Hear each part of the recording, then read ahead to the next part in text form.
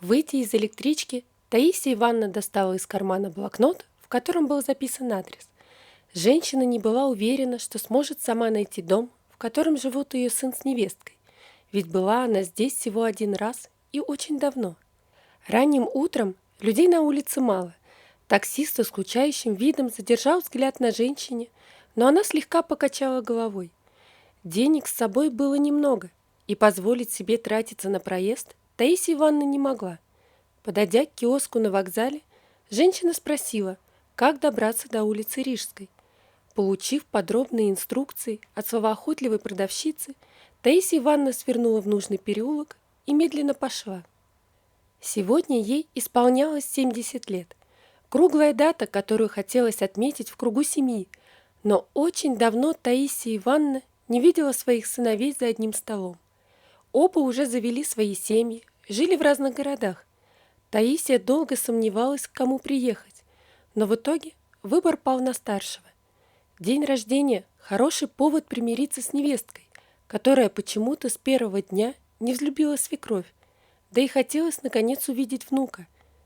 Женщина остановилась, чтобы немножко отдохнуть. Нести тяжелую сумку с гостинцами было трудно, но Таисия предвкушала, как вот-вот увидит сына, и это придавало ей сил. Наконец на доме показалась табличка с названием улицы Рижская. Она обошла его и оказалась во внутреннем дворе, но чем ближе Таисия Ивановна подходила к подъезду, тем сложнее было решиться позвонить.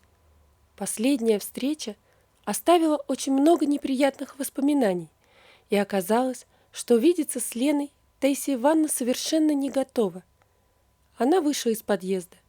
Было еще очень рано, и во дворе никого не было. Решила подождать, когда начнется рабочий день, и Олег с Леной точно проснутся. Будить их и еще больше осложнять встречу не хотелось. К тому же, за время ожидания можно успокоиться и еще раз подумать, что сказать. Таисия Ивановна сидела на лавке и вспоминала, как прошла ее жизнь. А было много радостного и сложного. В 18 лет юная Тая окончила кулинарное училище и устроилась работать на завод помощницей повара на кухне. Именно там, в столовой, она и познакомилась со своим будущим мужем. Молодой парень сразу обратил внимание на красивую девушку и после смены поймал ее у проходной. Таисия не собиралась знакомиться, но Руслан был таким обаятельным, что она не устояла. Родители приняли жениха дочки не сразу, ведь парень был круглой сиротой и вырос в детском доме. Но как только они познакомились поближе, он сразу же очаровал их. Вскоре назначили день свадьбы, а через 4 месяца после праздника Таисия узнала, что беременна. Она была счастлива и очень взволновала Руслана. Когда жена поделилась с ним этой радостью, он тоже пришел в восторг. «Если родится сын, обязательно назовем его Олегом, как моего деда звали, а он единственный родственник, которого я помню». А та и не спорила, имя ей нравилось, да и главное ведь совсем другое. Когда начались схватки, Таисия была дома одна. Повезло, что сосед вышел во двор, и ему удалось дозвониться в больницу. Пришлось ехать на машине соседа, ведь в скорой сказали, что к ним в деревню смогут приехать не раньше, чем через пару часов. Машин не хватало, так же, как и персонала. А тут еще и первые роды. Сосед помнил, какие бывают роды. У самого уже 3 детей. Поэтому, не раздумывая, повез Таисию в роддом. Она волновалась. Ведь первые роды, да еще такие стремительные. Но все обошлось. Таисия родила здорового крепкого мальчика. Утром следующего дня, когда отдохнувшая женщина проснулась, ей принесли на кормление сына, а вместе с ним еще одного мальчика. Увы, такие бывают матери. Родила славного малыша и бросила. Со вздохом сказала нянечка, доставая бутылочку со смесью. «Так давайте я его покормлю. У меня молока хватит», — предложила Таисия. Она представила, как ее малыш лежит в кроватке совсем один, и никто к нему не подходит. А ведь именно это ждало брошенного мальчика. А нянечка на это и рассчитывала. Она по одному лицу Таисии поняла, что эта девушка добрая. А малышу хоть немного полезного грудного молока лучше, чем сразу смесь. «Ну что, давай», — обрадованно ответила нянечка уже вслух. Во время обеденного кормления в палату зашла заведующая роддома. Она увидела, что Таисия прониклась к брошенному ребенку и сказала: «А вы не хотите забрать малыша? Понимаете, Таисия, мы не можем надолго оставить ребенка в роддоме. Отказников нужно отдавать в дом малютки». И она тяжело вздохнула. «Но вы сами понимаете, как ему будет нелегко. Я вижу, что он вам понравился. Может, возьмете малыша?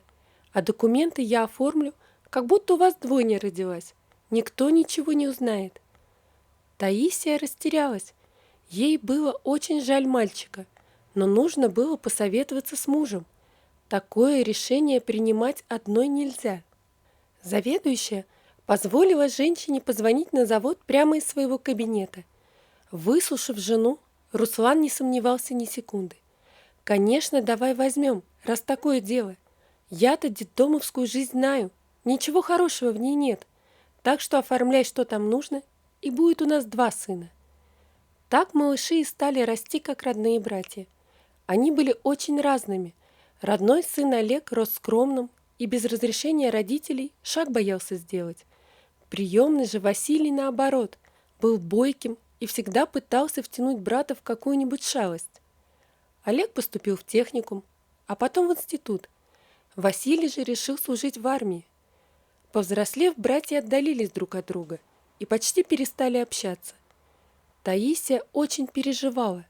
Она боялась, что Василий однажды узнает правду о своем усыновлении, и это еще больше рассорит братьев.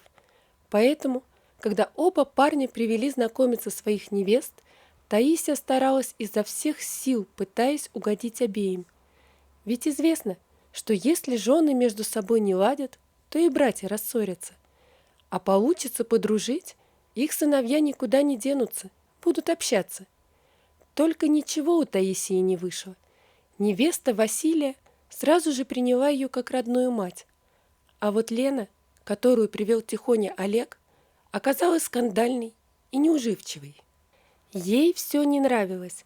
Еда не такая, постельное белье постелили не новое. Таисия и Руслан еле дождались отъезда Олега с Леной. Но возражать против выбора сына родители не решились, и вскоре сыграли сразу 2 свадьбы. После торжества молодые разъехались по разным городам. Василий с Ольгой хоть и жили дальше, но часто наведывались в гости. Да и Таисия с Русланом у них бывали. А Елена с Олегом словно забыли об их существовании. И только когда Руслан внезапно умер от сердечного приступа, родной сын приехал. На похоронах отца он увидел мать впервые за эти годы. Женщина была раздавлена горем и ничего не сказала. Она была благодарна, что он все-таки не забыл о ней. А сам Олег чувствовал себя неловко, как будто он здесь был чужим. С братом и его женой мужчина почти не разговаривал и сразу после похорон уехал. Так Таисия осталась одна. Во 2-й раз замуж она не вышла, а с детьми удавалось поговорить только по телефону. Больше всего женщина боялась, что про нее совсем забудут. Но Василий и Ольга продолжали приезжать в гости, а Олег с Леной даже по телефону разговаривали неохотно. О том, что у них родился сын, она узнала только через полгода, да и то случайно. Поэтому свой день рождения женщина решила провести с ними. Может, хоть праздник заставит сердце невестки растаять. Пока Таисия Ивановна предавалась воспоминаниям, солнце поднялось в небе, и во двор стали выходить люди. Кто-то спешил на работу, кто-то вывел на прогулку собаку, и женщина, опомнившись, поспешила к квартире. Таисия Ивановна тихо подошла и прислушалась. За дверью был шум, и не успела она нажать на кнопку звонка, как замок щелкнул, и в проеме показался ее сын Олег. Мельком взглянув на женщину, он не сразу узнал в ней свою мать, а когда понял, кто перед ним, не поспешил ни обнять, ни поздравить. «Ты зачем приехала?» — только и спросил он. Таисия Ивановна от такой встречи опешила. «Как же это зачем, сынок? Мы так давно не виделись. А малыша? Вы мне даже фотографии не показывали. Вот я собралась. Олежек, у меня гостинцы, все свое, домашнее. Накроем стол, посидим как люди. Нет, мать, так дела не делаются. Прежде чем в гости нагрянуть, неплохо бы предупреждать. Лена с малым в санаторий уехали. Ей после родов здоровье поправить надо. Так что нет никого дома, и я на работу опаздываю. Сынок, так я ж к вам на первой электричке ехала, чтобы успеть пораньше. Может, я дома тебя подожду? Мам, я тебе непонятно сказал, что ли? Жена уехала, мне некогда, так что за столом посидеть не выйдет. Да и внука потом как-нибудь посмотришь. Вот, возьми на обратную дорогу, чтобы не тратиться зря. Олег вытащил из кошелька купюру, сунул в руку растерянной матери и ушел. Женщина не могла поверить, что с ней он так поступил.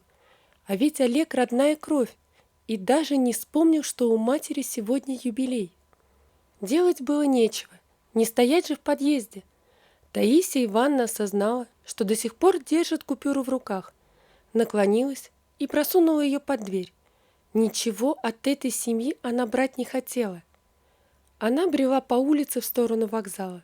Тяжелые сумки все так же были у нее в руках, а там соленья, сушки, варенье. Перед вокзалом она увидела нищенку с ребенком на руках. Женщина стояла подальше от всех, и было видно, как ей стыдно. Не была она похожа на тех, кто притворяется. Таисия подошла к ней и спросила: «Что ж ты, дочка, тут стоишь?» Женщина оказалась еще совсем молодой девушкой. Просто горе и одежда с виду делали ее старше своих лет. Мама сильно болела, все деньги ушли на лекарства, а вот еды совсем не осталось. А сейчас как мама?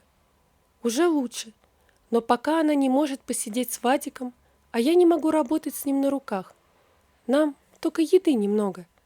Таисия поставила перед девушкой свои тяжелые сумки. У нее дома еще много соленьев, и нет смысла везти сумки обратно. Вот, дочка, тут все домашнее. Мальцу компот сваришь из сушек, варенье малиновое, да и огурчики с помидорчиками. Спасибо большое. Девушка улыбалась и не прекращала благодарить Таисию Ивановну. Донести-то сможешь? Смогу. Вадик рядышком сам пойдет, а живем мы недалеко. Таисия Ивановна немного успокоилась, но хоть доброе дело сделала, и то не зря, получается, ездила. Но в электричке опять все припомнилось. Слезы катились по ее щекам, и попутчики с подозрением посматривали на странную пенсионерку. Случилось у нее что-то, а может, просто не в себе. Лучше близко не подходить, думали они. Таисия Ивановна ничего не замечала. Слишком сильную неожиданную обиду нанес ей сын. Приехав домой, женщина заметила, что у ворот стоит машина, а зайдя во двор, увидела Василия с невесткой. Они устроили женщине сюрприз, приехали поздравить с днем рождения и очень удивились, не застав мать дома. Таисия Ивановна не решила признаться, куда она ездила и что произошло. Женщина просто была рада и благодарна, что хотя бы один сын не забыл о празднике, и она не останется в свой день рождения одна. Сколько же Олечка наготовила на праздник! Таисия смотрела, как невестка накрывает стол, и улыбалась. На такое количество еды можно и соседок в гости позвать. Но сначала Василий и Ольга попросили ее присесть, а перед ней положили непонятную ей черно-белую фотокарточку. Таисия Ивановна ничего не могла понять. «Мамочка», — ласково сказала Ольга, — «это первый снимок ваших внуков или внучек. Мы еще никому не говорили, но скоро у нас будет пополнение в семье». «Внуков или внучек?» — повторила женщина с удивлением. «Да, мам», — рассмеялся Василий, — «у нас будет сразу двое, а пол пока не знаем. Хочешь, мы за тобой приедем, и ты вместе с нами сходишь на УЗИ?» Конечно, она хотела. Вот, ей первой сказали. Сколько радости и теплых чувств. Поздно вечером, когда Ольга уже ушла спать, Таисия Ивановна решилась рассказать сыну, что он на самом деле приемный. Всю жизнь женщина мучилась, боялась, что он узнает случайно и будет обижаться на нее за вранье, а потерять еще и его она не могла. Выслушав мать, Василий вздохнул и признался. «Я давно все знаю. Мне отец еще рассказал. А тебе мы не говорили, чтобы не волновать. Да и не переживал я особо, ведь видел, что меня как родного воспитали». Тамара Ивановна не могла сдержать слез, но теперь уже от радости. По крайней мере, одного сына ей удалось воспитать правильно. Вот такая история, друзья. Напишите, пожалуйста, что вы думаете об этой истории. Не забудьте подписаться на канал и поставить лайк. Помните, что истории выходят не только здесь, но и на Рутуб. Всего вам доброго. До свидания.